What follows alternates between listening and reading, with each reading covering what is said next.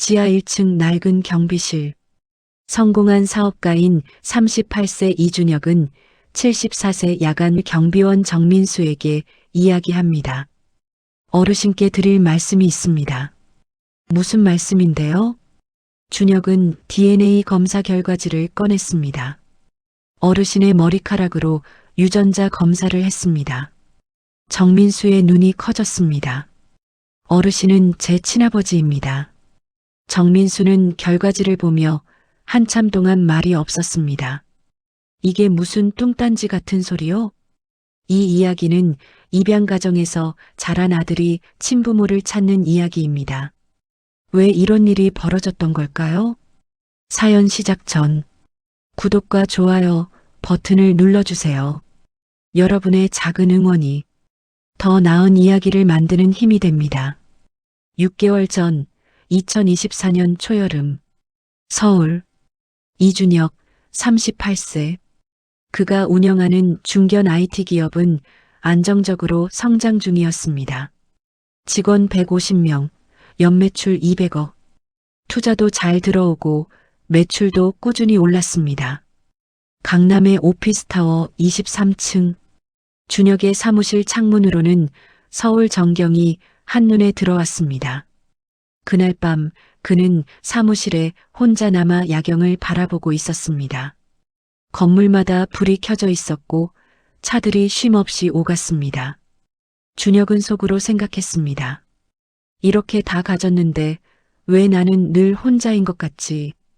그의 마음에는 아무리 돈으로 채워도 메워지지 않는 빈자리가 있었습니다. 책상 위에는 사진 한 장이 놓여 있었습니다. 33년 전 고아원에서 찍은 사진. 5살배기 꼬마가 어색하게 웃고 있었습니다. 그 아이가 바로 준혁 자신이었습니다. 양부모님은 5년 전 교통사고로 세상을 떠나셨습니다. 너무 갑작스러운 사고였습니다. 그 뒤로 준혁은 진짜 혼자가 되었습니다. 사업은 잘 됐지만 마음 한구석은 늘 텅 비어 있었습니다. 나는 어디서 왔을까? 내 진짜 부모는 누구일까? 왜 나를 고아원에 보냈을까? 이런 질문들이 밤마다 그를 괴롭혔습니다. 창밖으로 지나가는 사람들을 보며 준혁은 생각했습니다. 저 사람들은 다 자기 뿌리를 알고 있겠지. 명절 때 고향에 가고 부모님과 통화하고 나만 그런 게 없어. 그날 밤 준혁은 결심했습니다. 더 이상 미루지 말자. 내 뿌리를 찾아야 해. 며칠 뒤 토요일 아침 준혁은 양부모의 유품을 정리하기 위해 경기도 분당에 있는 옛집을 찾았습니다. 2층 단독주택. 이곳에서 준혁은 초등학교 입학부터 대학 졸업까지를 보냈습니다. 집은 비어 있었지만 곳곳에 양부모님의 흔적이 남아 있었습니다. 거실 벽에는 준혁의 졸업사진들이 걸려 있었고 책장에는 양아버지가 좋아하던 등산책들이 꽂혀 있었습니다.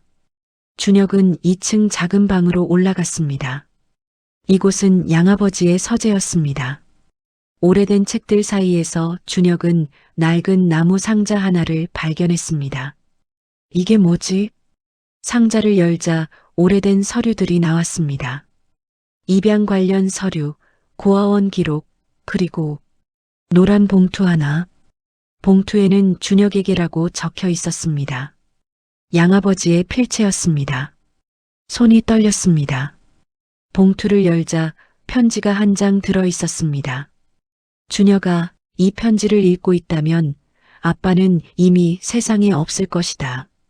너를 처음 만난 날을 아빠는 평생 잊을 수 없단다. 5살배기 꼬마가 고아원 원장님 손을 잡고 서 있었지. 너는 울지 않았어. 그냥 조용히 우리를 바라보기만 했어. 아빠와 엄마는 아이를 가질 수 없었단다. 그래서 입양을 결심했지. 여러 아이를 만났지만 너를 보는 순간 이 아이다 싶었어. 고아원 원장님이 너에 대해 특별히 당부하셨어. 이 아이는 특별한 사연이 있습니다. 꼭 좋은 가정에서 자라게 해주세요. 그리고 이 봉투를 주셨지. 아이가 성인이 되면 보여주세요라고 하시면서 준혁아, 내가 이 편지를 읽을 때쯤이면 너는 이미 훌륭한 어른이 되어 있을 거야. 너의 친부모에 대해 궁금할 수도 있어. 그건 당연한 일이야. 이 봉투 안에 내 과거의 흔적이 조금 남아있단다. 원하면 찾아봐도 좋아. 아빠는 이해할 거야. 하지만 기억해라. 혈연이 전부는 아니야. 너를 사랑한 사람들, 너와 함께한 시간들이 진짜 가족이란다. 사랑한다, 아들아. 아빠가. 준혁은 편지를 읽으며 눈물을 참을 수 없었습니다. 아버지, 이런 마음으로 저를 키워주셨구나. 편지를 내려놓고 봉투 안을 다시 들여다봤습니다. 고아원 기록지가 한 장 나왔습니다. 입소 날짜 1986년 3월 20일. 입소 아동남아, 추정 나이 14일. 특이사항 부모 이름 없음. 불명. 비고 원장 특별관리 대상. 1986년 3월. 준혁은 계산했습니다. 지금이 2024년이니까 나는 38세구나. 그리고 또 다른 종이가 나왔습니다. 누렇게 바랜 손편지. 삐뚤삐뚤한 글씨체. 누군가 떨리는 손으로 쓴 것이 분명했습니다. 원장님께 이 아이는 제 목숨과 바꾼 아이입니다. 이 아이가 저를 닮았다면 머리는 좋을 것입니다. 공부를 잘할 거예요. 부디 이 아이가 좋은 집안에서 자랄 수 있도록 도와주세요. 이 아이만큼은 행복했으면 좋겠습니다. 저는 이 아이를 지킬 힘이 없습니다. 하지만 이 아이가 잘 자랄 수 있도록 제가 할 수 있는 모든 것을 하겠습니다. 죽어서도 이 아이를 잊지 않겠습니다. 감사합니다. 준혁의 손이 멈췄습니다. 속으로 생각했습니다. 목숨과 바꾼 아이라고? 이건 버린 부모의 말이 아니었습니다. 이건 살리기 위해 내려놓은 엄마의 말이었습니다. 준혁은 편지를 가슴에 꼭 안았습니다. 그리고 한참을 그렇게 앉아 있었습니다. 창밖으로는 봄 햇살이 따스하게 내리쬐고 있었습니다. 엄마, 당신은 어떤 사람이었나요? 왜 그런 선택을 하셨나요? 그리고 지금은 어디 계신가요? 준혁은 편지를 다시 읽고 또 읽었습니다. 머리가 좋을 것입니다. 좋은 집안에서 자라길. 죽어서도 잊지 않겠습니다. 모든 문장에서 절박함과 사랑이 느껴졌습니다. 준혁은 결심했습니다. 엄마를 찾아야 해. 이 사람이 누구인지, 왜 이런 선택을 했는지 알아야 해. 그날 준혁은 집으로 돌아오지 않았습니다. 양부모님 집에 남아서 밤새 자료들을 정리했습니다. 고아원 기록, 편지, 입양 서류, 하나하나 사진을 찍고 정리했습니다. 새벽 3시, 준혁은 노트북을 켜고 이메일을 썼습니다. 수신 법무법인 정도 김 변호사. 제목 친생 부모 찾기 의뢰. 월요일 아침 준혁은 곧바로 회사에 출근하지 않았습니다.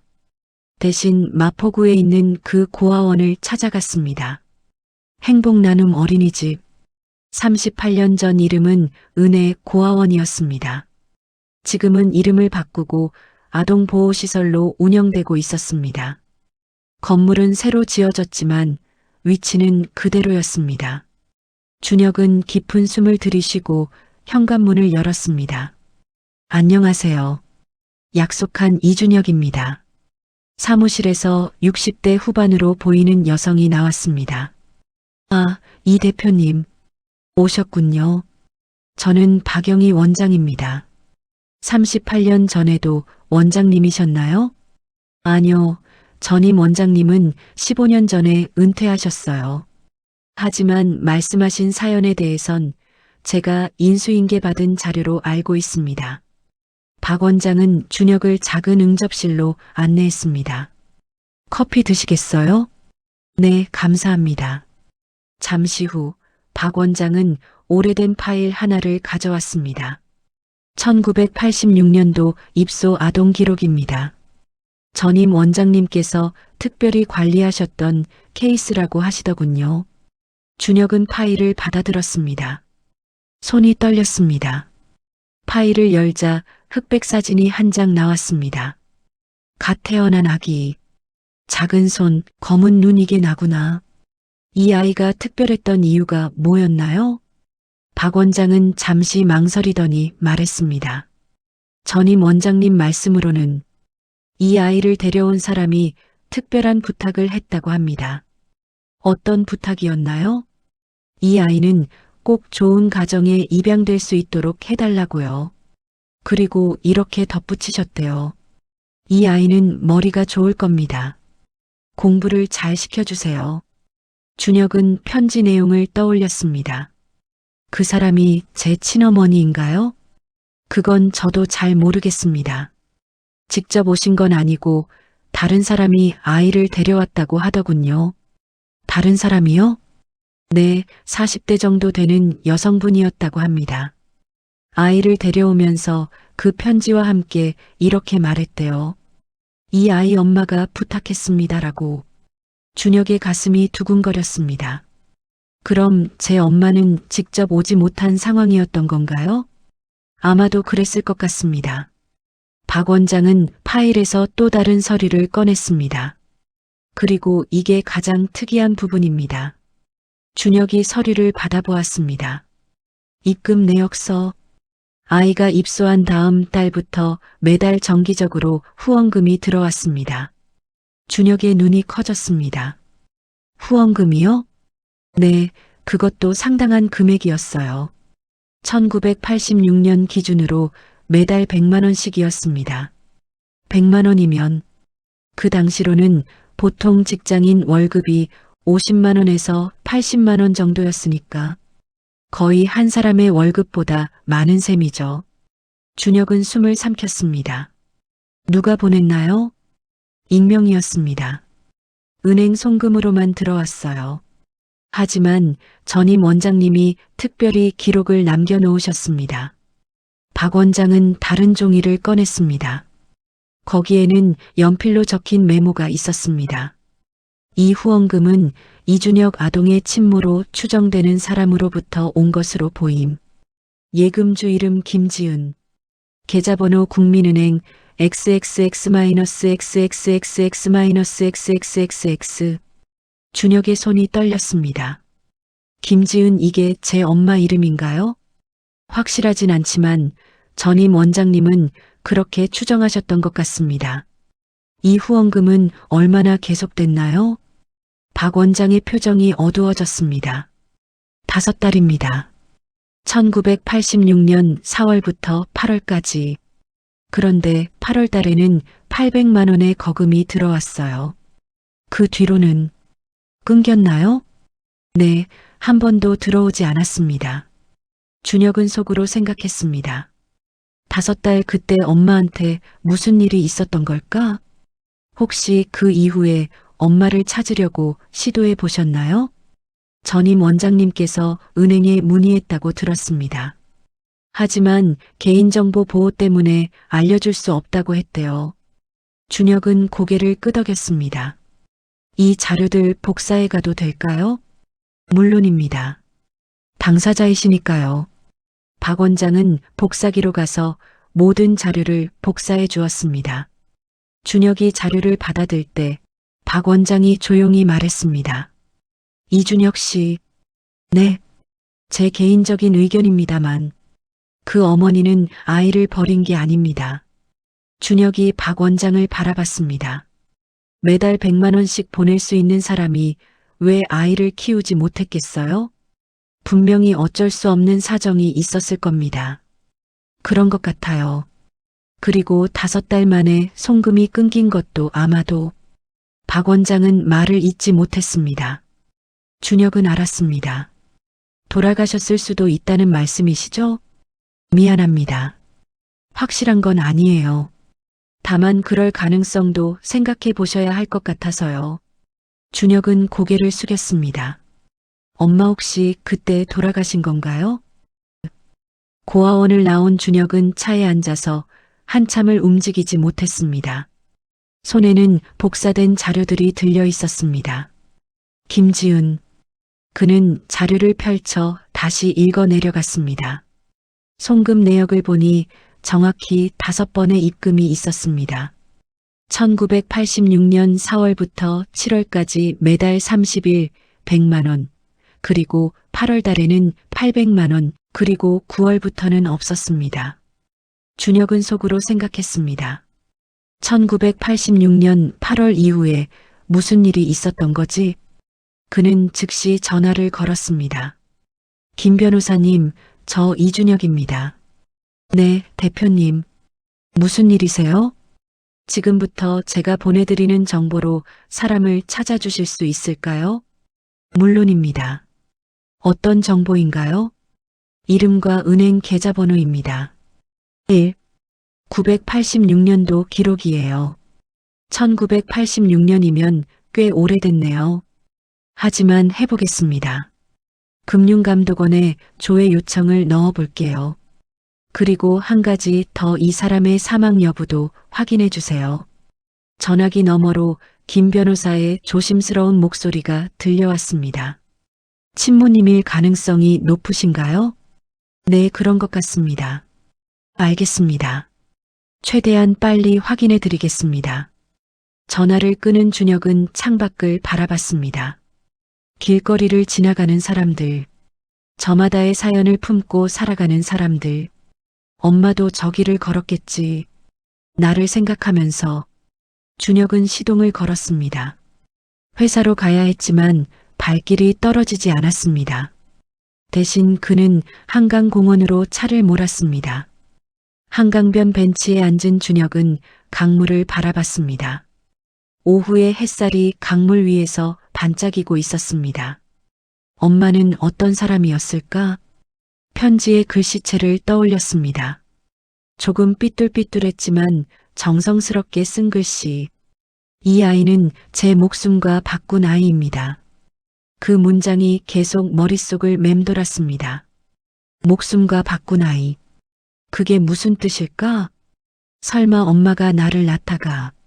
준혁은 더 이상 생각할 수 없었습니다.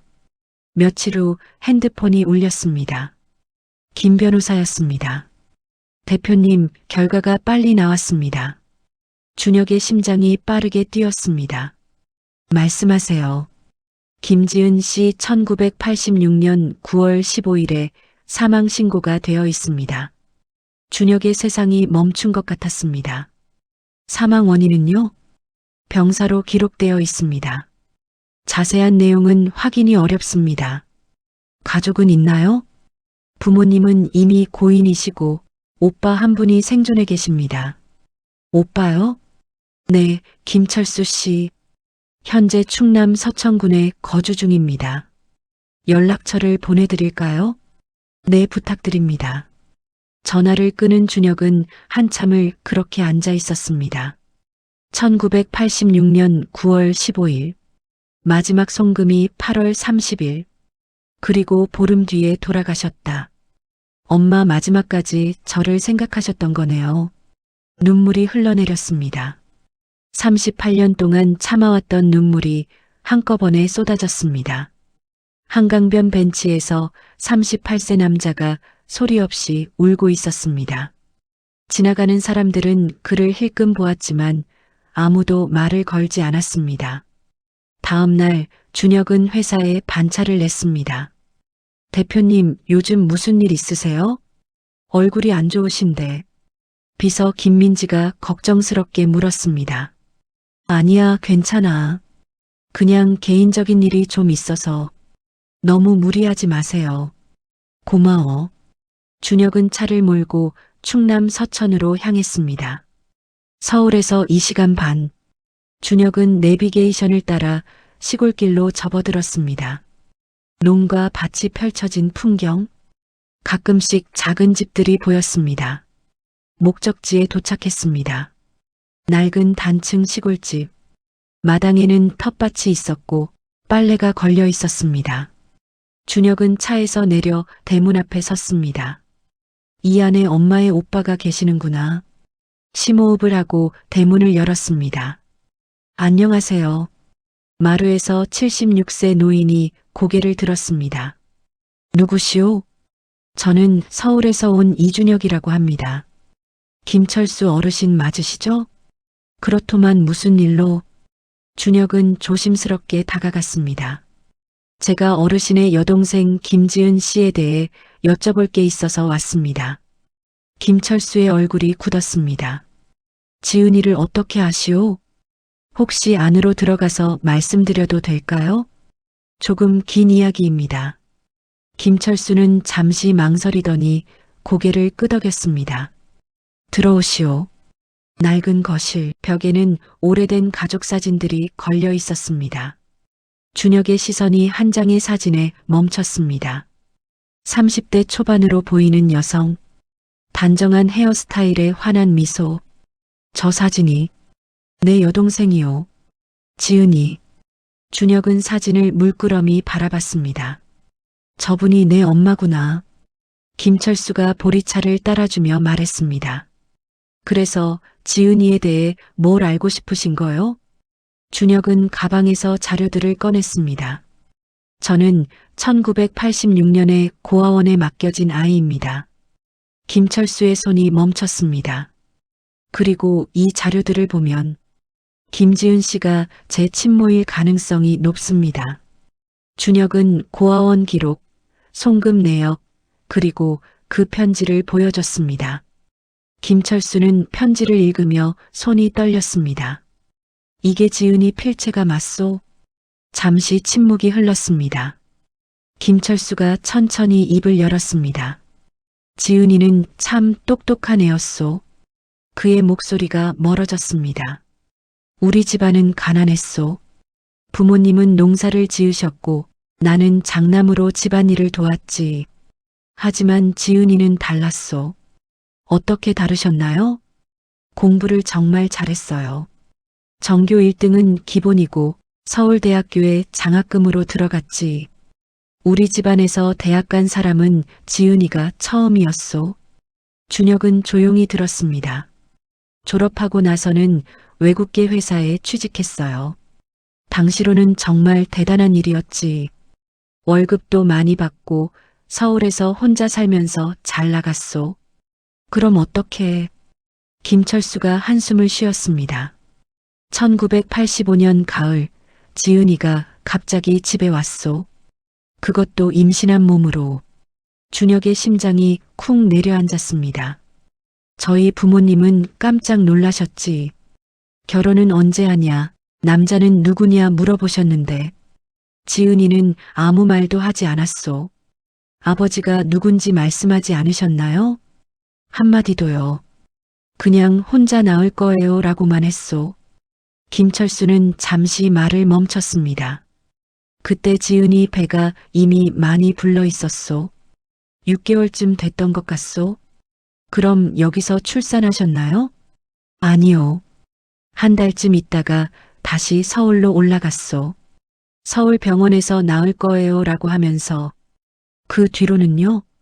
김철수의 눈가가 붉어졌습니다. 그게 마지막이었소. 지은이가 집에 온 마지막이. 돌아가셨을 때 연락을 받으셨나요? 병원에서 연락이 왔소.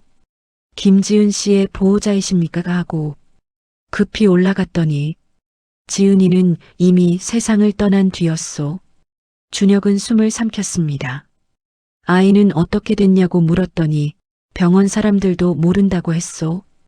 출산 후 바로 어디론가 보냈다고만. 그럼 혹시 제가? 아마도 그럴 거요. 지은이가 낳은 아이가 당신이겠지. 둘은 한참 말없이 앉아 있었습니다. 김철수가 먼저 입을 열었습니다. 지은이는 죽기 전에 친구한테 편지를 남겼다고 들었소. 친구요? 응, 대학 때부터 친했던 친구. 김정이라는 사람이요. 그 사람이 장례식에 와서 나한테 그러더군. 지은이가 아이를 위해 최선을 다했다고. 그분 연락처를 알 수 있을까요? 잠깐만 기다려 보시오. 김철수는 안방으로 들어가더니 낡은 주소록을 들고 나왔습니다. 여기 있소. 김정의 전화번호가 있네. 아직 쓰는 번호인지는 모르겠소만. 준혁은 번호를 휴대폰에 고맙습니다. 외삼촌. 외삼촌이라고 불러주는구만. 김철수의 눈에서 눈물이 흘러내렸습니다. 미안하오. 그때 지은이를 더 붙잡았어야 했는데 혼자 아이 낳고 죽게 두다니. 아닙니다. 외삼촌 잘못이 아니에요. 당신이 살아있는 걸 알았으면 지은이도 기뻐했을 거요. 준혁도 눈물을 참을 수 없었습니다. 제가 정말 외삼촌의 조카가 맞는지 확실히 하고 싶습니다. 유전자 검사를 해도 될까요? 물론이요. 당연히 해야지. 일주일 후 서울의 한 유전자 검사센터. 준혁과 김철수는 나란히 앉아서 검사를 받았습니다.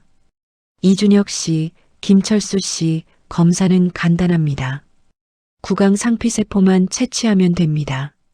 면봉으로 입안을 긁는 간단한 검사였습니다. 결과는 일주일 후에 나옵니다. 검사를 마치고 나온 두 사람은 근처 식당에서 점심을 먹었습니다. 외삼촌, 혹시 엄마가 어렸을 때 어떤 아이였는지 더 말씀해 주실 수 있나요? 김철수는 국밥을 먹으며 천천히 말했습니다. 지은이는 어릴 때부터 책을 좋아했소. 다른 아이들이 밖에서 놀 때 지은이는 방에서 책을 읽었지. 무슨 책을 좋아하셨나요? 소설책을 많이 읽었소. 도서관에서 빌려와서 밤새 읽기도 했지. 그래서 부모님이 걱정하실 정도였소. 준혁은 미소 지었습니다. 저도 책 읽는 걸 좋아합니다. 그것 봐라. 역시 엄마를 닮은 거야. 다른 건요? 성격이나 습관 같은 거요. 지은이는 정리정돈을 참 잘했소. 방이 늘 깨끗했지. 그리고 계획적이었어. 뭐든지 계획을 세워서 했소. 준혁은 속으로 생각했습니다. 나도 그래. 정리정돈 강박증이 있을 정도고 항상 계획을 세워서 일을 처리해. 그리고 지은이는 착했소. 동생들한테도 친절했고 부모님께 효도하려고 애썼지. 서울 가서 돈 벌면 꼭 집에 송금했소.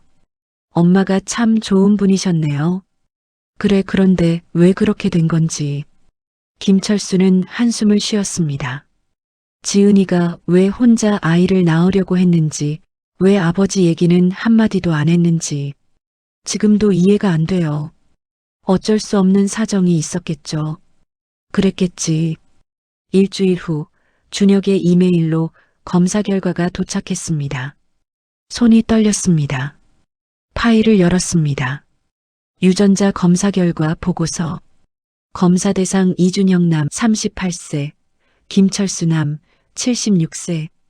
검사 내용 외삼촌 마이너스 조카 관계 확인. 검사 결과 김철수 씨와 이준혁 씨 사이의 유전자 일치율은 25.3%로 외삼촌 마이너스 조카 관계의 가능성이 높습니다. 결론, 두 분은 외삼촌과 조카 관계로 추정됩니다.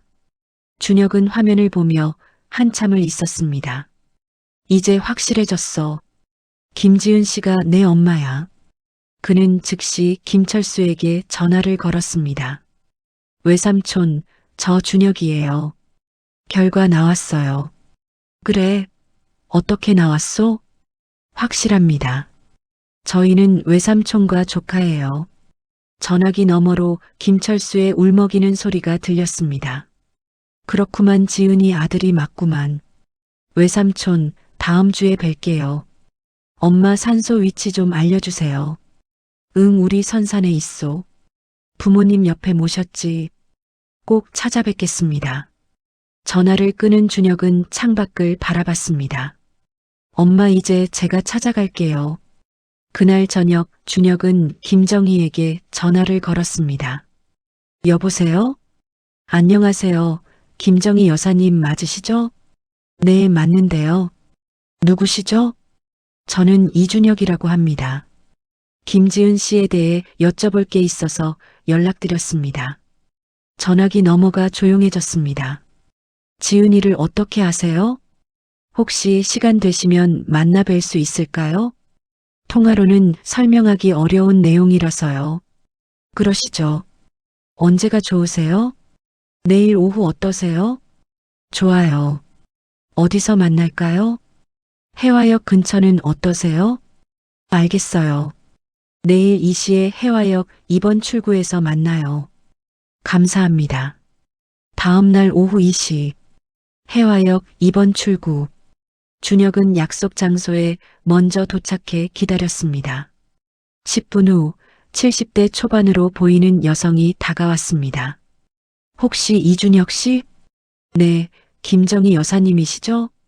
네, 반갑습니다. 두 사람은 근처 조용한 카페로 갔습니다. 커피를 주문하고 준혁이 먼저 말을 꺼냈습니다. 제가 오늘 찾아뵌 이유는 제가 김지은 씨의 아들일 가능성이 높기 때문입니다. 김정희의 눈이 커졌습니다. 뭐라고요?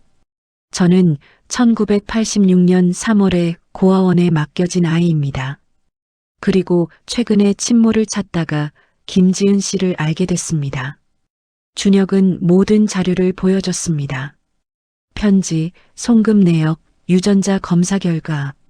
김정희는 자료들을 보며 눈물을 흘렸습니다. 그 아이가 살아있었구나. 여사님, 혹시 엄마에 대해 더 말씀해 주실 수 있나요? 김정희는 한참을 울다가 고개를 들었습니다. 지은이는 내 평생 친구였어요. 대학교 1학년 때 만나서 줄곧 가까이 지냈죠. 어떤 분이셨나요? 똑똑하고 성실하고 책임감 강한 사람이었어요. 무엇보다 따뜻한 사람이었죠. 준혁은 메모장을 꺼내며 물었습니다. 엄마가 왜 혼자 아이를 낳으셨는지 아세요? 김정희는 깊은 한숨을 쉬었습니다. 그 이야기를 하려면 1985년부터 얘기해야 해요. 편하신 대로 말씀해 주세요. 김정희가 천천히 입을 열었습니다. 1985년 지은이는 외국계 금융회사에서 일하고 있었어요. 김정희의 목소리가 과거로 돌아갔습니다. 그때 지은이는 정말 바빴어요. 주말도 없이 일했죠. 스트레스가 엄청났어요. 그래서요? 어느 날 지은이가 나한테 전화를 했어요. 정희야, 나 오늘 정말 미치겠어. 술 한잔 하자고. 준혁은 조용히 들었습니다. 우리는 이태원에서 만나서 술을 마셨어요. 지은이가 소주를 계속 마시더라고요. 내가 그만 마셔라고 했는데도. 그날 밤에 무슨 일이 있었나요? 김정희가 잠시 망설이더니 말했습니다. 지은이가 헌팅 포차에 가자고 했어요. 준혁의 심장이 빠르게 뛰었습니다. 헌팅 포차요? 네, 그때 이태원에 그런 곳이 있었어요. 모르는 사람들끼리 술 마시고 얘기하는 곳. 지은이는 평소에는 절대 그런 데 안 가는 사람이었는데 그날은 달랐어요. 그래서 가셨나요? 나는 피곤해서 먼저 갔어요. 지은이는 조금만 더 있다 갈게라고 했죠. 김정희는 한숨을 쉬었습니다. 그게 시작이었어요. 거기서 남자를 만났나요? 그렇죠.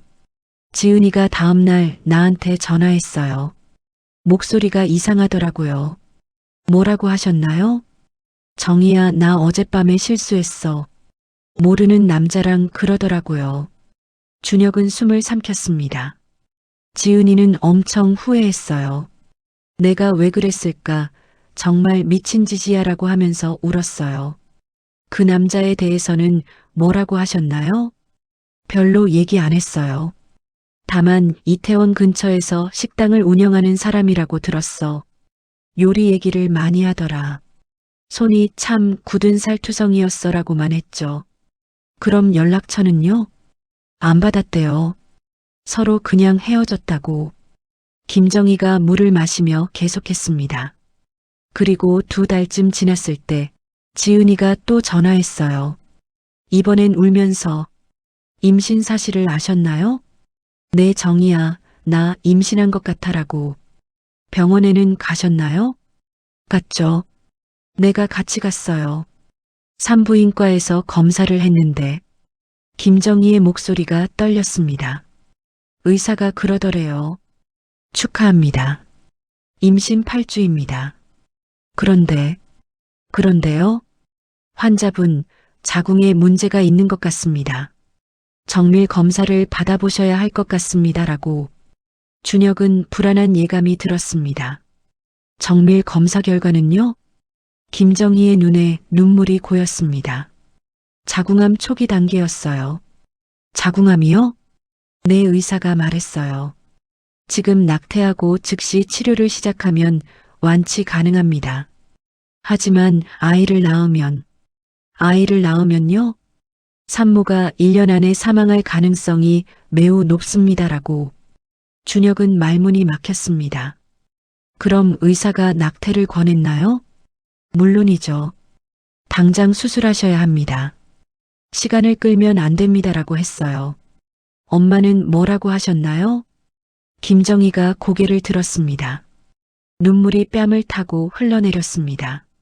지은이가 웃으면서 말했어요. 준혁은 숨을 죽였습니다. 그럼 제가 죽어도 아이는 살 수 있겠네요. 준혁의 눈에서도 눈물이 흘러내렸습니다.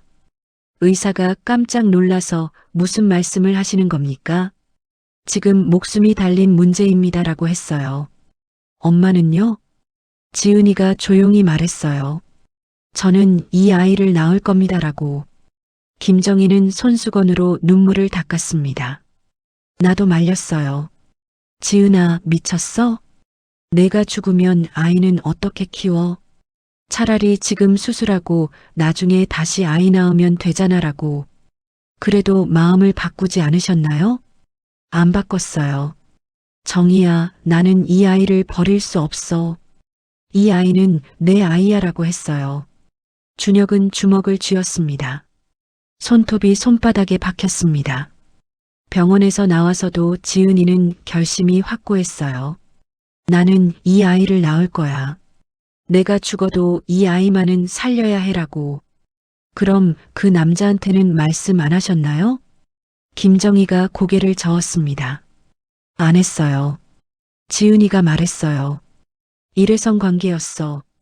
그 사람한테 부담 주고 싶지 않아. 게다가 내가 곧 죽을 건데 뭐하러 찾아가? 하지만 나도 그렇게 말했어요. 그래도 아이 아빠잖아. 알 권리가 있어라고. 하지만 지은이는 완강했어요. 김정희가 계속했습니다. 지은이는 계획을 세웠어요. 어떤 계획이요? 첫째, 회사를 그만두지 않는다. 출산 직전까지 일해서 돈을 최대한 모은다. 둘째요? 둘째, 아이를 낳으면 즉시 좋은 고아원에 맡긴다. 왜 직접 키우지 않으려고 하셨나요? 자기가 죽으면 아이가 정말 고아가 되잖아요. 차라리 처음부터 고아원에 맡겨서 좋은 가정에 입양되게 하는 게 낫다고 생각한 거죠. 준혁은 고개를 끄덕였습니다. 셋째, 아이가 잘 자랄 수 있도록 최대한 지원한다. 그래서 고아원에 매달 돈을 보내신 거군요. 맞아요. 지은이는 월급의 거의 전부를 고아원에 보냈어요. 자기는 최소한만 쓰면서 김정희는 잠시 숨을 고르고 계속했습니다. 지은이는 정말 강한 사람이었어요. 임신 중에도 계속 일했어요. 배가 불러오면 큰 옷으로 가렸고 아프면 병원 가지 않고 참았어요. 회사 사람들은 몰랐나요? 9개월까지는 몰랐어요. 출산 한 달 전에야 건강 문제로 퇴사한다고 했죠. 그리고 아이를 낳으셨나요? 1986년 3월에 낳았어요. 나도 병원에 갔었어요. 어땠나요? 김정희의 눈에서 또 눈물이 흘렀습니다. 아기를 처음 봤을 때 지은이가 환하게 웃었어요. 정희야, 우리 아기 봐. 정말 예쁘지? 라고. 준혁도 울었습니다. 하지만 의사가 심각한 표정으로 말했어요. 김지은 씨, 산후조리 제대로 못하시면 정말 위험합니다. 지금 당장 항암 치료 시작하셔야 합니다라고. 엄마는 뭐라고 하셨나요? 네, 알겠습니다라고만 했어요. 하지만 병원을 나오자마자 한 곳으로 갔어요. 어디로요?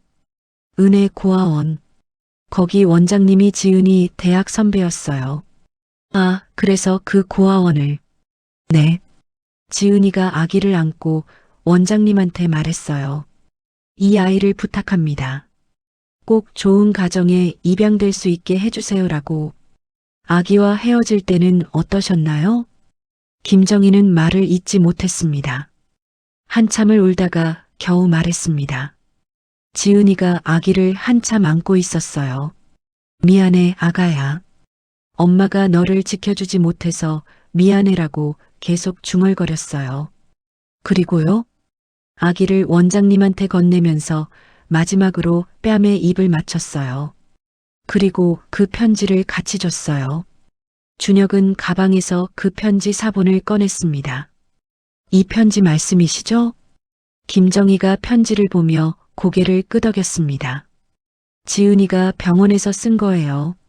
아기 재우면서. 준혁은 편지를 다시 읽었습니다. 이 아이는 내 목숨과 바꾼 아이입니다. 고아원을 나온 뒤 엄마는 어떻게 하셨나요? 집으로 돌아갔어요. 그리고 매달 말일마다 고아원에 돈을 보냈죠. 항암 치료는요? 김정희가 고개를 저었습니다. 안 받았어요. 왜요? 치료비가 너무 비쌌어요. 그 돈이면 아이한테 몇 달 더 보낼 수 있다고 했어요. 준혁은 더 이상 참을 수 없었습니다. 소리내어 울었습니다.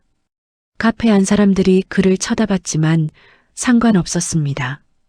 김정희도 함께 울었습니다. 5개월 동안 지은이는 점점 약해졌어요. 그래도 계속 아기 걱정만 했어요. 우리 아기 잘 지내고 있을까? 좋은 사람들한테 입양됐을까? 라고. 마지막은 언제 보셨나요? 돌아가시기 일주일 전이에요. 병원에 입원해 있었어요. 너무 말랐고 거의 움직이지도 못했어요. 뭐라고 하셨나요? 나한테 이렇게 말했어요. 정희야, 나 후회 안 해. 내 아기는 분명히 잘 자랄 거야. 나는 그것만으로도 행복해라고. 준혁은 눈물을 닦았습니다. 그리고 마지막으로 한마디 했어요. 뭐라고요? 나중에 언젠가 우리 아기가 엄마를 찾으러 올지도 몰라. 그때 내가 이야기해줘. 엄마가 정말 많이 사랑했다고라고. 김정희가 준혁의 손을 잡았습니다. 그래서 오늘 내가 말해주는 거야. 내 엄마는 너를 정말 많이 사랑했어. 자기 목숨보다 더. 준혁은 고개를 숙이고 한참을 울었습니다. 밖에는 비가 내리기 시작했습니다. 일주일 후, 준혁은 다시 김정희를 만났습니다. 여사님, 저번에 말씀하셨던 것 중에 남자분이 식당을 운영했다고 하셨잖아요. 응, 지은이가 그렇게 말했어. 혹시 식당 이름이나 위치 같은 거 아세요? 김정희가 생각하는 표정을 지었습니다. 글쎄, 정확한 이름은 기억이 안 나는데 이태원 쪽이었던 것 같아. 이태원이요? 응. 지은이가 한 번은 그 식당 앞까지 갔다고 했거든. 준혁의 눈이 커졌습니다. 식당에 가셨다고요? 응. 임신 사실을 알고 나서 그 남자를 찾아가야 할지 고민했나 봐. 그래서 식당을 찾아갔대. 그래서요? 입구 앞까지 갔는데 들어가지는 못했대. 안에서 일하는 남자를 보다가 그냥 돌아왔다고. 왜요? 저 사람한테 뭐라고 말하지? 일회성 관계로 생긴 아이인데 그것도 내가 곧 죽을 건데라고 생각하니까 말을 꺼낼 수가 없었대. 준혁은 고개를 끄덕였습니다. 식당 이름이 뭐였다고 하셨나요? 김정희가 한참 생각하더니 말했습니다. 한식당이었던 것 같아. 이름에 박자가 들어갔던 것 같은데. 박간의 아니면 박서방? 정확히는 모르겠어. 준혁은 메모했습니다. 위치는요? 이태원역 근처였을 거야. 메인 거리에서 조금 들어간 골목. 감사합니다. 찾아볼게요. 그날 저녁 준혁은 이태원으로 갔습니다. 1985년의 이태원과 2024년의 이태원은 완전히 달랐습니다. 옛날 건물들은 대부분 사라지고 새 건물들이 들어섰습니다. 준혁은 골목골목을 걸으며 오래된 식당을 찾았습니다. 여기 어딘가에 엄마가 섰던 자리가 있을 텐데. 하지만 40년 가까운 시간은 모든 것을 바꿔놓았습니다. 메인 거리에서 조금 들어간 골목. 거기에는 새로 지은 다세대 주택이 서 있었습니다. 혹시 여기였을까? 준혁은 근처 상가를 돌며 물어봤습니다. 여기 예전에 한식당 있지 않았나요? 박자 들어간 이름으로. 글쎄요, 저희는 5년 전에 이사 왔는데요. 혹시 오래 사신 분 아세요? 저기 구멍가게 할머니가 오래 사셨을 거예요. 준혁은 구멍가게로 갔습니다. 할머니, 여기 30년 넘게 사셨나요? 응, 왜? 혹시 여기 근처에 박자 들어간 한식당 있었던 거 기억나세요? 할머니가 생각하는 표정을. 박 사장네 식당. 준혁의 심장이 뛰었습니다. 네, 그거요. 아, 그 집. 옛날에 꽤 잘 됐지. 근데 IMF 때 망했어. 사장이 빚지고 도망갔다는 소문도 있고. 사장 이름이 뭐였나요? 박뭐였더라. 박성호? 맞아, 박성호. 준혁은 즉시 핸드폰에 이름을 적었습니다. 그 사람 지금 어디 있는지 아세요? 글쎄 모르지. 망하고 나서 이사 갔으니까. 혹시 다른 정보는요? 나이가 나보다 한참 어렸으니까. 지금 70대 중반쯤 됐을 거야. 준혁은 할머니께 감사 인사를 하고 나왔습니다. 속으로 생각했습니다. 박성호 70대 중반 이제 찾아야 해. 다음 날 준혁은 회사 법무팀에 연락했습니다. 김 변호사님, 사람 찾기 좀 도와주실 수 있나요? 물론입니다. 어떤 정보가 있으신가요? 이름이 박성호, 70대 중반, 1980년대에 이태원에서 식당 운영. 알겠습니다. 주민등록 조회해 볼게요. 이틀 후 김 변호사에게서 연락이 왔습니다. 대표님, 박성호라는 이름의 74세 남성이 서울에 2명 있습니다. 2명이요? 네. 한 명은 강남에 거주하고 한 명은 마포구에 거주합니다. 마포구 쪽이 더 가능성이 높겠네요. 이태원에서 가깝잖아요. 맞습니다. 현재 주소를 보내드릴게요. 준혁은 주소를 받았습니다. 마포구 공덕동의 한 골목. 속으로 생각했습니다. 드디어 아버지를 만날 수 있을까? 토요일 오후 준혁은 그 주소로 갔습니다. 좁은 골목길 안쪽. 낡은 쪽방촌 건물들이 빼곡히 들어서 있었습니다. 우편함에서 박성호라는 이름을 찾았습니다. 준혁은 깊은 숨을 들이쉬고 문을 두드렸습니다. 잠시 후 문이 열렸습니다. 70대 중반으로 보이는 남자가 나왔습니다. 허리가 굽었고 얼굴에 주름이 많았습니다. 누구시오? 혹시 박성호 씨 맞으신가요? 그런데요. 예전에 이태원에서 식당 하셨나요? 박성호의 표정이 굳었습니다. 그건 옛날 일인데. 왜 물으시오? 준혁의 심장이 빠르게 뛰었습니다. 혹시 1985년쯤에 헌팅포차 가신 적 있으세요? 박성호가 당황한 표정을 지었습니다. 나는 원래부터 술을 마시지 않소. 나는 그런 데는 잘 모르오. 준혁이 멈칫했습니다. 예. 준혁의 가슴이 철렁 내려앉았습니다. 속으로 생각했습니다. 이 사람이 아니야? 나는 원래부터 술은 못했소. 술을 마시면 얼굴이 금세 화끈거려서 술하고는 인연이 없었소. 주방장은 술을 좋아했지만. 아, 그랬군요.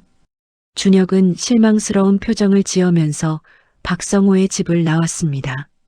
이제 어떡하지? 어디서부터 시작하지?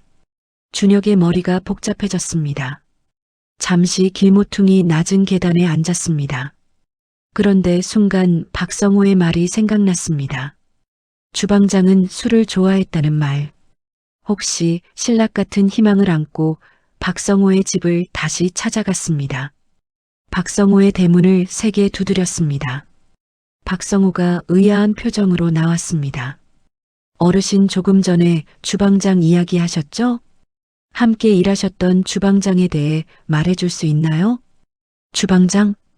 박성호가 잠시 생각하더니 말했습니다. 그 당시 주방에는 정 주방장이라는 사람이 있었지. 정 주방장이요? 그래. 정민수. 그 사람이 진짜 실력자였지. 칼 한 번 쥐면 마법 같았어. 서울에서 손꼽히는 주방장이었소. 그런데 그 사람은 술을 좋아했고 가끔 가다가 헌팅 포차 같은 데도 가는 것 같았소. 준혁은 메모장을 꺼냈습니다. 그 주방장 지금 어디 계신지 아세요? 글쎄, IMF 때 식당 망하고 다들 뿔뿔이 흩어졌는데 그 사람도 소식을 들은 지 오래됐소. 혹시 같이 일했던 다른 분들은요? 박성호가 고개를 끄덕였습니다. 그때 같이 일하던 최 아주머니가 지금도 이태원에서 김밥집 하고 있을 거요. 그 사람한테 물어보면 알지도 몰라. 어느 쪽인지. 이태원역 쪽. 최신의 김밥이었던 것 같은데. 감사합니다. 준혁은 속으로 생각했습니다. 아직 끝이 아니야. 정민수 주방장을 찾아야 해.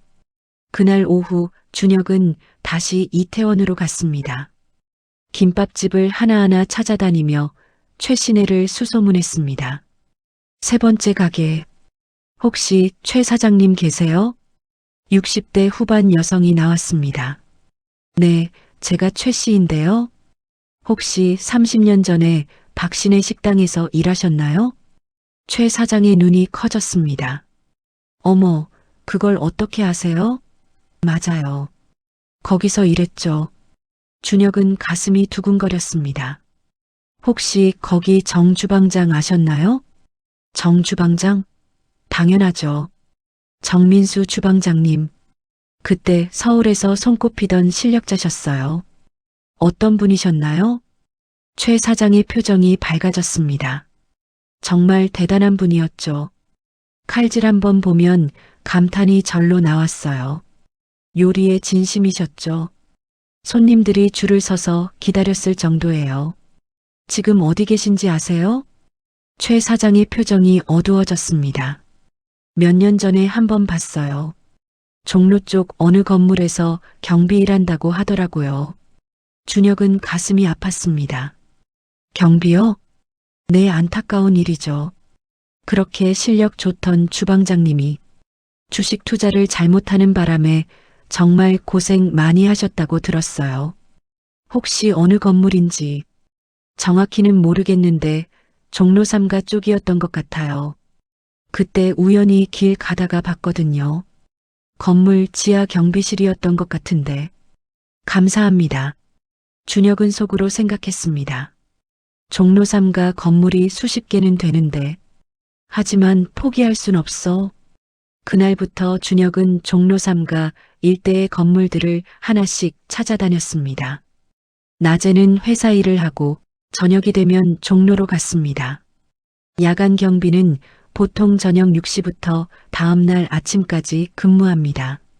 준혁은 건물마다 경비실을 찾아가 물었습니다. 혹시 정민수 경비원 계세요? 아니요, 여기는 김 씨예요. 저희는 이 씨입니다. 일주일이 지났습니다. 20개가 넘는 건물을 돌아다녔지만 정민수를 찾지 못했습니다. 준혁은 지쳐갔습니다. 속으로 생각했습니다. 정말 이 방법이 맞는 걸까? 혹시 다른 동네로 가신 건 아닐까? 하지만 매일 밤 엄마의 편지를 읽으며 다짐했습니다. 이 아이는 내 목숨과 바꾼 아이입니다. 엄마, 조금만 더 기다려주세요. 꼭 찾을게요. 열흘째 되는 날 저녁. 준혁은 종로 3가 뒷골목에 있는 작은 상가 건물 앞에 섰습니다. 3층짜리 낡은 건물. 1층은 편의점, 23층은 작은 사무실들이 있었습니다. 건물 지하로 내려가는 계단이 보였습니다. 경비실이 지하에 있나? 준혁은 조심스럽게 계단을 내려갔습니다. 작은 문에 경비실이라고 적혀 있었습니다. 문틈으로 안을 들여다봤습니다. 좁은 방, 작은 책상 하나, 의자 하나, 간이 침대 하나, 그리고 한 노인이 책상에 앉아 경비일지를 쓰고 있었습니다. 70대 중반쯤 되어 보이는 남자, 희끗희끗한 머리, 굽은 허리, 두꺼운 안경. 책상 옆에는 컵라면 하나가 놓여 있었습니다. 준혁은 숨을 죽이고 지켜봤습니다. 노인이 잠시 펜을 내려놓고 손을 들어 허공에서 무언가를 썰듯이 움직였습니다. 마치 칼질 연습을 하듯이 정확하고 빠른 동작, 그리고 쓸쓸하게 웃으며 중얼거렸습니다. 옛날엔 이 손으로 매일 수백 명 먹였는데 준혁의 눈에서 눈물이 흘렀습니다. 속으로 생각했습니다. 저분이 정말 내 아버지일까? 명성을 날리던 주방장이 이렇게. 준혁은 며칠 동안 그 건물을 관찰했습니다.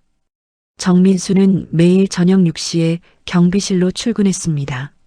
낡은 가방 하나를 메고 천천히 계단을 내려가는 모습, 밤새 건물을 지키고 다음날 아침 6시에 퇴근했습니다. 퇴근 후에는 근처 쪽방으로 가서 낮에 잠을 잤습니다. 하루 일당 7만 원, 한 달에 200만 원 정도. 그것도 쉬는 날 없이 매일 일해야 받을 수 있는 돈이었습니다.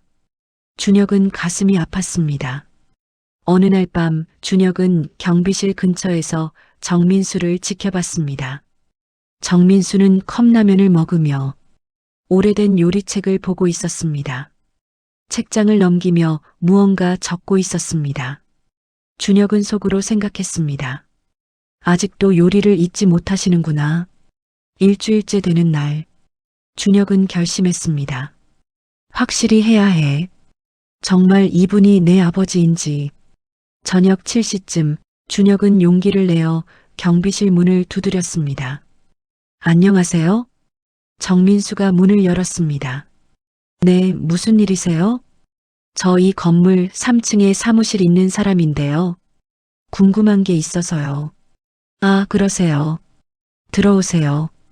준혁은 좁은 경비실로 들어갔습니다. 가까이서 본 정민수는 더 늙어 보였습니다. 깊은 주름, 거친 손, 낡은 옷. 하지만 눈만큼은 여전히 빛나고 있었습니다. 뭘 궁금해 하시는데요? 아, 택배 관련해서요. 혹시 택배 도착하면 연락 주실 수 있나요? 아, 네. 연락처 남기세요. 준혁이 명함을 꺼내려다가 멈췄습니다. 아니야, 아직 아니야. 먼저 확인해야 해. 대신 휴대폰 번호를 경비일지에 적었습니다. 그러다가 일부러 펜을 떨어뜨렸습니다. 아, 죄송합니다. 준혁이 펜을 줍는 척하며 바닥을 보니 정민수의 머리카락 몇 가닥이 의자 밑에 떨어져 있었습니다. 준혁은 심장이 빠르게 뛰는 것을 느끼며 조심스럽게 그중 하나를 주워서 손 안에 쥐었습니다. 감사합니다.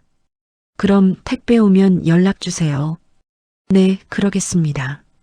준혁은 경비실을 나와 계단을 올라갔습니다.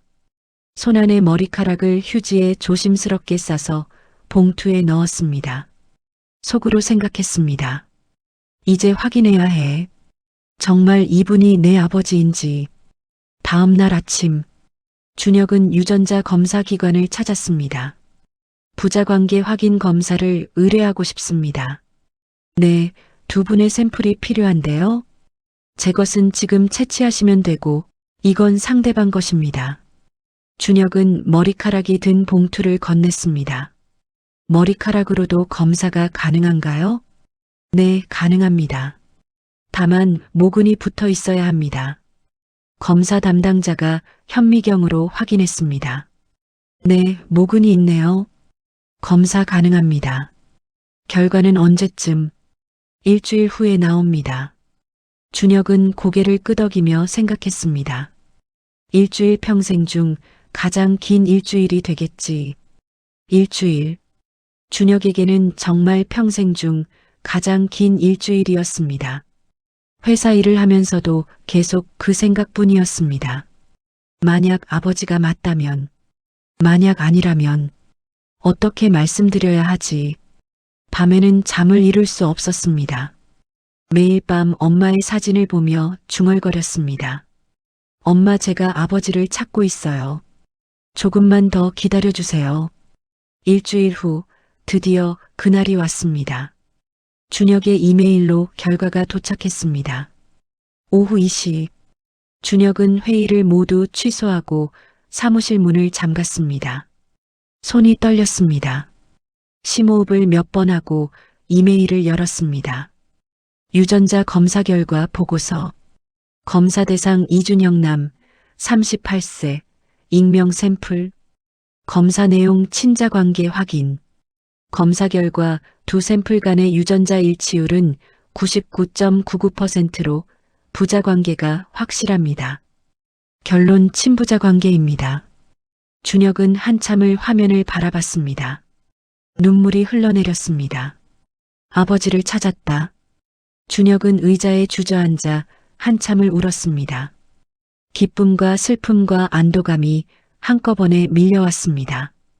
엄마, 아버지를 찾았어요. 정말 찾았어요.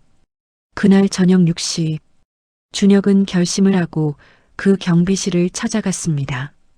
정민수는 막 출근해서 경비일지를 펼치고 있었습니다. 안녕하세요. 정민수가 문을 열었습니다. 아, 지난번 그분. 택배는 아직 안 왔는데요? 아니요, 택배 때문이 아니라 어르신께 드릴 말씀이 있어서요. 무슨 말씀인데요? 준혁은 깊은 숨을 들이쉬었습니다. 혹시 40년 전에 이태원 박신혜 식당에서 주방장으로 일하셨나요? 정민수의 얼굴이 굳었습니다. 그건 어떻게 아시오? 그리고 예전에 헌팅포차 같은 곳에 가신 적 있으신가요?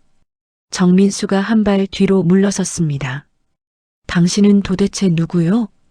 왜 그런 걸 물어보는 거요? 준혁은 가방에서 자료들을 꺼냈습니다. 제 이름은 이준혁입니다. 저는 1986년에 고아원에 맡겨진 아이입니다. 정민수는 자료를 받아들었습니다. 고아원 기록, 편지, 송금 내역, 김지은의 사진. 이게 무슨... 제 어머니 이름은 김지은입니다. 1985년에 어머니는 헌팅포차에서 한 남자를 만났고 그날 밤 이후 임신을 했습니다. 정민수의 손이 떨렸습니다. 하지만 어머니는 자궁암 진단을 받았고 저를 낳으면 사망할 거라는 걸 알았습니다. 그래도 저를 낳으셨고 5개월 후에 돌아가셨습니다. 그런데 그게 나랑 무슨... 준혁이 조용히 말했습니다. 어르신께서 그 식당에서 주방장으로 일하셨다는 걸 확인했습니다. 같이 일했던 분들을 수소문했습니다. 정민수는 의자에 주저앉았습니다. 그리고 준혁은 검사 결과지를 꺼냈습니다. 어르신의 머리카락으로 유전자 검사를 했습니다. 정민수의 눈이 커졌습니다. 어르신은 제 친아버지입니다. 정민수는 결과지를 보며 한참 동안 말이 없었습니다. 이게 무슨 뚱딴지 같은 소리요? 어르신이 제 친아버지 맞습니다. 어르신을 탓하려고 온 게 아닙니다. 어머니도 말씀하지 않으셨으니까요. 그럼 왜 나를 찾아온 거요? 준혁이 조용히 말했습니다. 진실을 알고 싶었습니다. 그리고 잠시 멈췄습니다. 제 아버지가 누구인지 알고 싶었습니다. 정민수는 황당하다는 듯이 준혁을 바라보았습니다. 나 같은 사람이 어떻게 당신 아버지라는 말이요? 아닙니다. 준혁이 정민수의 손을 잡았습니다. 어르신은 제 아버지입니다. 하지만 머리카락으로 한 검사는 제가 혼자 한 겁니다. 어르신께서도 확인하고 싶으실 거라 생각합니다. 준혁이 말을 이었습니다. 함께 공식적인 유전자 검사를 받으시겠습니까? 서로 확실히 하기 위해서. 정민수는 한참을 망설이다가 물었습니다. 당신은 어떻게 나를 찾았소? 준혁은 지난 몇 개월을 떠올렸습니다. 처음에는 식당 사장님을 만났습니다. 지금은 폐지를 주우시는 분이었죠. 그분이 주방에 정 주방장이 있었다고 말씀하셨습니다. 그래서 그 단서를 따라 옛 동료분들을 수소문했습니다. 그리고 종로 3가 건물들을 10일 동안 하나씩 돌아다녔습니다. 정민수의 눈이 커졌습니다. 그렇게까지 경비실에서 어르신을 처음 봤을 때 칼질 동작을 하시는 걸 봤습니다. 옛날엔 이 손으로 매일 수백 명 먹였는데 라고 중얼거리시더군요. 정민수는 고개를 숙였습니다. 그때 당신이 봤구만. 그런데 황당한 이야기이지만 젊은이의 말이 맞다면 검사나 한번 해봅시다. 다음 날 준혁과 정민수는 함께 유전자 검사센터를 찾았습니다. 두 분 모두 친자 확인 검사 맞으시죠? 네. 간단한 구강 상피세포 채취. 두 사람은 나란히 앉아서 검사를 받았습니다. 결과는 일주일 후에 나옵니다. 검사를 마치고 나온 두 사람은 어색하게 서 있었습니다. 커피라도 한잔 하실까요? 정민수가 손사래를 쳤습니다. 아니, 괜찮소. 내가 어디 그런. 아버지. 준혁이 처음으로 그 단어를 입에 담았습니다. 정민수의 눈이 커졌습니다. 지금 뭐라고? 아직 공식 결과는 안 나왔지만 저는 이미 확신합니다. 커피 한잔 하시죠. 정민수는 아무 말이 없었습니다. 근처 카페. 두 사람은 마주 앉았습니다. 한참 동안 아무도 말하지 않았습니다. 정민수가 먼저 입을 열었습니다. 그 여자 김지은 씨는 어떤 사람이었소? 준혁은 가방에서 사진을 꺼냈습니다. 이분입니다. 정민수는 사진을 보며 눈을 감았습니다. 기억나십니까? 희미하게. 그날 밤이 40년 가까이 지났으니까. 하지만 이 얼굴은 어딘가 익숙한 것 같소. 어머니는 외국계 회사에서 일하시던 능력 있는 분이었습니다. 똑똑하고 따뜻한 사람이었다고 들었습니다. 정민수가 고개를 숙였습니다. 그런 사람이 나 같은 인간을 만나는 바람에. 아닙니다. 어머니는 제가 태어날 수 있어서 행복하셨을 겁니다. 하지만 그 여자는 죽지 않았소. 어머니의 선택이었습니다. 정민수는 한숨을 쉬었습니다. 두 사람은 카페에서 오래 앉아 있었습니다. 40년 만에 만난 아버지와 아들. 정민수가 조용히 물었습니다. 당신은 잘 자랐소? 네. 좋은 양부모님을 만나서 사랑받으며 컸습니다. 다행이구만. 양부모님은 5년 전에 돌아가셨어요. 그럼 지금은 혼자 삽니다. 회사를 운영하고 있어요. 정민수가 준혁을 바라봤습니다. 성공했구만. 당신 어머니가 기뻐할 거요. 아버지는 지금 어떻게 지내세요? 정민수가 쓸쓸하게 웃었습니다. 보다시피요. 경비일로 근근히 살아가고 있소. 가족은 결혼했다가 이혼했소. 주방장으로 돈은 많이 벌었는데 주식에 빠져서 욕심을 내는 바람에 그 많던 돈을 다 까먹었소. 그리고 큰 돈을 굴리다 보니 월급장이는 성에 안 차서 주방장도 오래 하지 못했소. 그럭저럭 살다가 지금은 처자식도 없고 이런 신세가 됐소. 준혁은 속으로 생각했습니다. 이분도 혼자이구나. 일주일 후 공식 검사 결과가 나왔습니다. 두 사람은 함께 센터를 방문했습니다. 상담실에서 의사가 말했습니다. 축하드립니다. 두 분은 친부자 관계가 확실합니다. 부자 관계일 가능성 99.999%. 정민수는 결과지를 받아들고 한참을 바라봤습니다. 이게 무슨 운명인지 어이가 없구만. 준혁이 조용히 말했습니다. 네, 이제 확실합니다. 그럼 이제 우리는 어떻게 해야 하오? 천천히 알아가면 됩니다. 서두르지 않아도 됩니다. 정민수가 준혁을 바라봤습니다. 고맙소. 나 같은 사람을 찾아와줘서 저야말로 감사합니다. 제 아버지를 찾았으니까요. 두 사람은 센터를 나와 함께 걸었습니다. 아버지와 아들. 늦게 만났지만 이제는 확실한 가족. 그날부터 준혁은 일주일에 한 번씩 정민수를 만났습니다. 처음에는 어색했습니다. 무슨 말을 해야 할지, 어떻게 행동해야 할지 몰랐습니다. 하지만 시간이 지나면서 조금씩 편해졌습니다.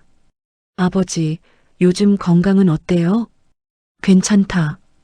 경비 일할 때 좀 외롭긴 하지만 혼자 계시면 힘드시겠어요. 뭐, 익숙해졌지. 준혁은 고민했습니다. 내가 도와드리고 싶은데 어떻게 말씀드려야 하지? 어느 날 준혁이 조심스럽게 말을 꺼냈습니다. 아버지, 왜 그러나? 제가 생활비 좀 드려도 될까요? 정민수가 손을 저었습니다. 아니, 그런 건 안 돼. 나는 너한테 아무것도 해준 게 없는데. 하지만 아버지잖아요. 혈연만 같다고 다 아버지는 아니야. 아버지는 키워줘야 아버지지. 준혁은 답답했습니다. 그래도 됐다.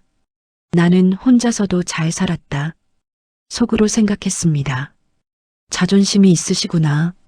하지만 준혁은 포기하지 않았습니다. 그는 다른 방법을 생각했습니다. 먼저 정민수의 건강검진부터 시작했습니다. 아버지, 건강검진 한번 받으세요.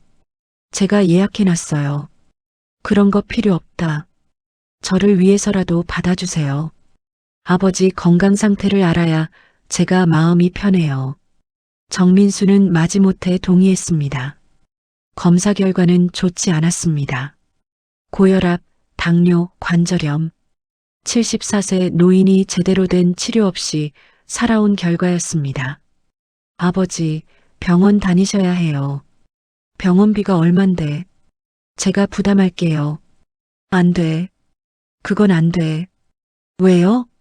내가 아버지 역할도 못했는데 아들한테 돈까지 받을 순 없다. 준혁은 답답했지만 이해했습니다. 3개월이 지났습니다. 준혁과 정민수는 매주 만났고 점점 가까워졌습니다. 어느 토요일 오후, 준혁은 정민수를 차에 태웠습니다. 어디 가는 거냐? 잠깐 같이 갈 데가 있어요. 차는 서울을 벗어나 충남으로 향했습니다. 충남? 왜? 엄마 산소에 가려고요. 정민수의 표정이 굳었습니다. 나는 함께 가요. 엄마도 만나고 싶어 하실 거예요. 정민수는 아무 말이 없었습니다.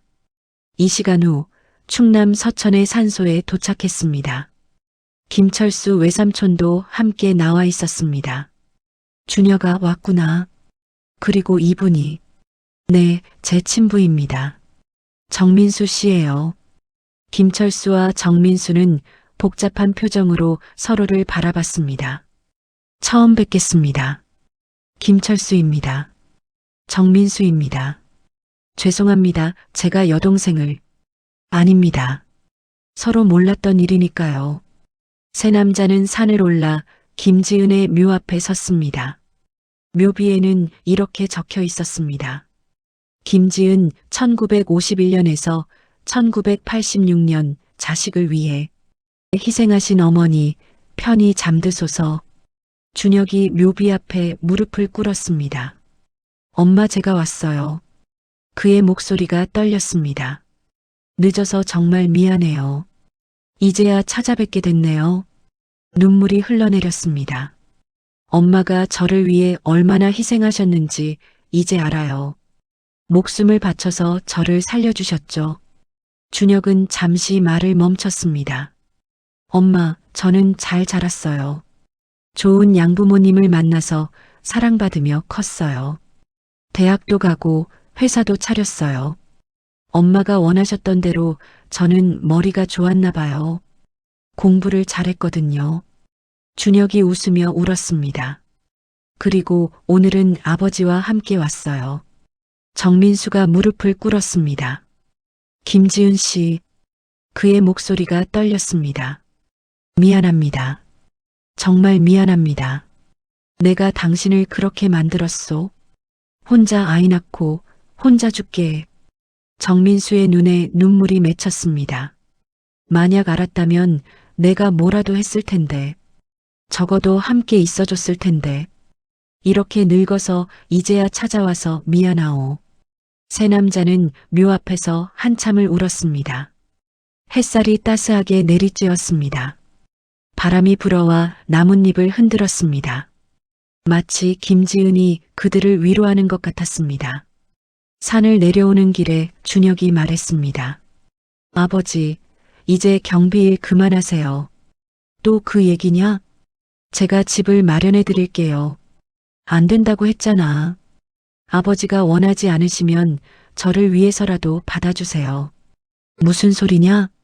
준혁이 멈춰서서 정민수를 바라봤습니다. 아버지가 쪽방에서 사시는 모습을 보는 게 저는 힘들어요. 제발 부탁이에요. 정민수는 준혁의 진심을 느꼈습니다. 정말 괜찮겠냐? 네. 부담 갖지 마세요. 하지만 비싼 집은 아니에요. 작은 집이에요. 텃밭이 있어서 채소도 가꾸실 수 있는 집을 알아보고 있어요. 정민수의 눈이 반짝였습니다. 텃밭이? 네. 아버지 요리에 쓰실 수도 있어요. 고맙다, 아들. 3개월 후, 2024년 10월, 경기도 남양주의 작은 단독주택. 마당에는 작은 텃밭이 있었습니다. 아버지, 여기 어때요? 정민수는 집안을 둘러보며 감탄했습니다. 이런 집에서 살게 될 줄은. 방 2개, 거실, 부엌, 화장실. 작지만 깨끗하고 따뜻한 집이었습니다. 마당에는 상추, 고추, 토마토도 심으실 수 있어요. 정말 고맙다. 정민수는 준혁을 꼭 안았습니다. 내가 아니었으면 나는 계속 그쪽 방에서 살았을 거야. 이제 편하게 지내세요. 너도 자주 와라. 밥 해줄게. 네, 자주 올게요. 그날 저녁 정민수는 새 집에서 첫날 밤을 보냈습니다. 침대에 누워 천장을 바라보며 생각했습니다. 내가 이런 행복을 누릴 자격이 있나? 하지만 다른 생각도 들었습니다. 아들이 생겼구나. 이 나이에. 정민수는 눈물을 흘렸습니다. 행복의 눈물이었습니다. 그 후로 준혁은 매주 아버지를 찾아갔습니다. 처음에는 어색했지만 점점 자연스러워졌습니다. 아버지, 이번 주는 어땠어요? 내년 봄이면 여기다가 상추를 심어도 되겠어. 그럼 제가 고기 사올게요. 상추쌈 먹어요. 그래, 좋지. 정민수는 텃밭을 보며 흐뭇해했습니다. 경비 일을 하지 않아도 됐고 따뜻한 집에서 잤고 아들이 자주 찾아왔습니다. 아버지, 요즘 행복하세요? 응, 정말 행복하다. 정민수가 준혁의 손을 잡았습니다. 너를 만나서 내 인생이 달라졌어. 고맙다. 저야말로요. 아버지를 찾아서 행복해요. 2024년 12월, 준혁의 회사에서 특별한 소식이 전해졌습니다. 여러분, 오늘 제가 결혼 발표를 하려고 합니다. 직원들이 박수를 쳤습니다. 다음 달에 결혼식이 있을 예정입니다. 모두 초대하겠습니다. 회의를 마치고 사무실로 돌아온 준혁은 정민수에게 전화를 걸었습니다. 아버지, 제가 결혼합니다. 정말? 네. 다음 달에 결혼식이에요. 축하한다, 아들. 아버지도 꼭 오셔야 해요. 당연하지. 내가 어떻게 안 가겠니? 결혼식 당일. 정민수는 깨끗한 정장을 입고 식장에 왔습니다.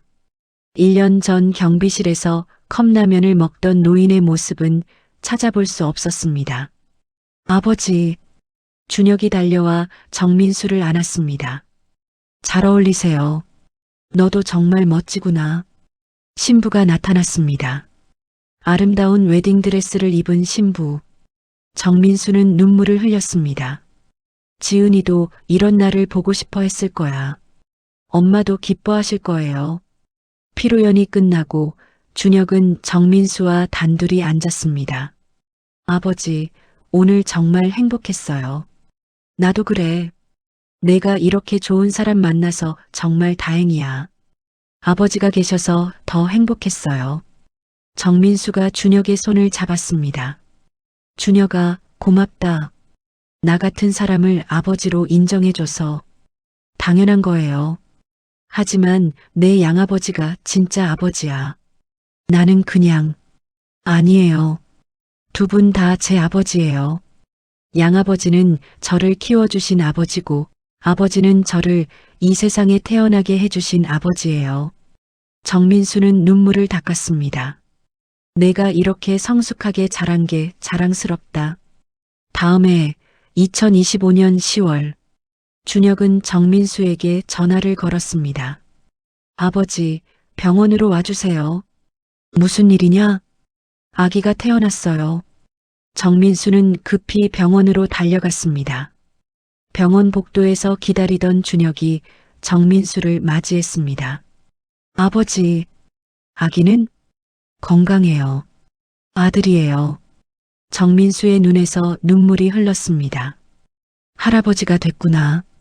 준혁이 정민수를 신생아실로 안내했습니다. 유리창 너머로 작은 아기가 보였습니다. 우리 손자 정말 예쁘네. 이름은 지우예요. 엄마 이름에서 한 글자 따왔어요. 정민수가 고개를 들었습니다. 지은이 이름을? 네. 지은의 지자요. 은혜를 안다는 뜻이에요. 정민수는 또 울었습니다. 지은이도 기뻐할 거야.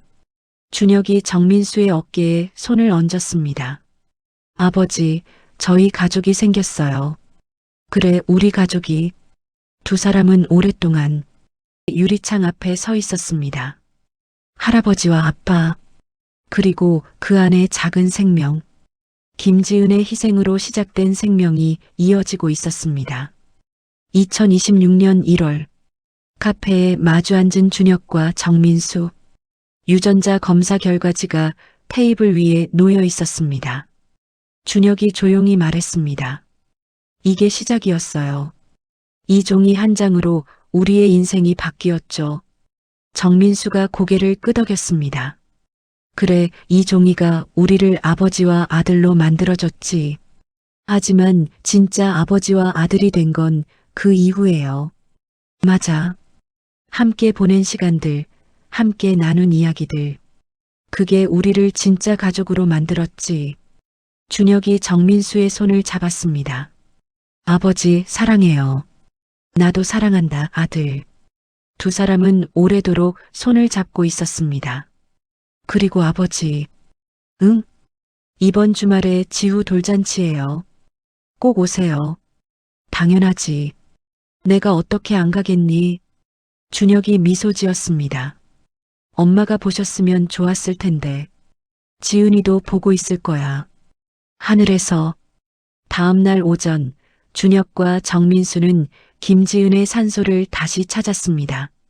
묘 앞에 꽃을 놓고 두 사람은 나란히 앉았습니다. 엄마, 저희 잘 지내고 있어요. 준혁이 말했습니다. 아버지도 건강하시고 저도 행복해요.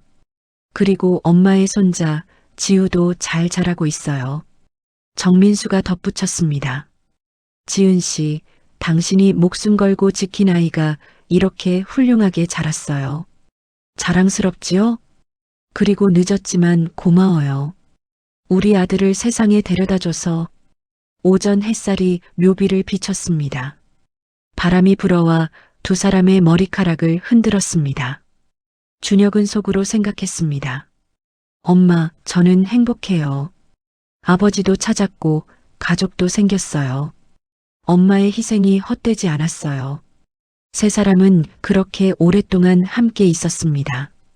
죽은 엄마, 살아있는 아버지, 그리고 아들.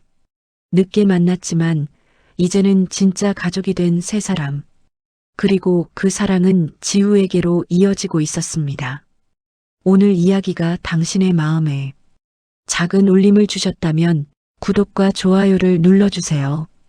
여러분의 응원이 더 많은 감동을 전하는 힘이 됩니다.